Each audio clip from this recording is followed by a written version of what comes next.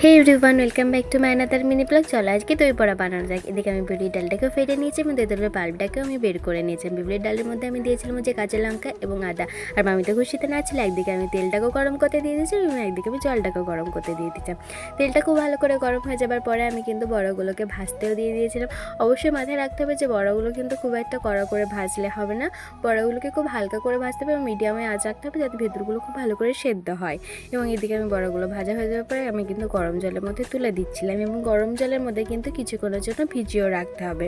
এটাকে আমি ভিজিয়ে রেখে এদিকে চলে গেছিলাম। আমি এখানে দই নিয়ে নিয়েছিলাম এবং দইটাকে খুব ভালো করে একটু ফেটিয়ে নিতে হবে। দইটা ভালো করে ফাটানো হয়ে গেলে আমি কিছুক্ষণের জন্য রেখে তেঁতুলের চাটনিটার জন্য এখানে আমি চিনি এবং একটু হালকা লঙ্কা গুঁড়ো দিয়ে দিয়েছিলাম। আর এদিকে আমি দইয়ে দিয়েছিলাম হচ্ছে হালকা চাট মশলা এবং একটু চিনিকে ভালো করে দিয়ে আবারও আমি খুব সুন্দর করে এদিকে ফেটে নিয়েছিলাম। এদিকটা ফাটা হয়ে গেলে আমি যে বড়াগুলো করেছিলাম সেখান থেকে জলগুলোকে খুব ভালো করে চিপে সেই দইয়ের মধ্যে আমি দিয়ে দিয়েছিলাম এবং উপরে গার্নিশ করার জন্য আমি একটু চাট মশলা এবং একটু চাটনি দিয়েছিলাম। কেমন হয়েছে জানিও। Thanks for watching.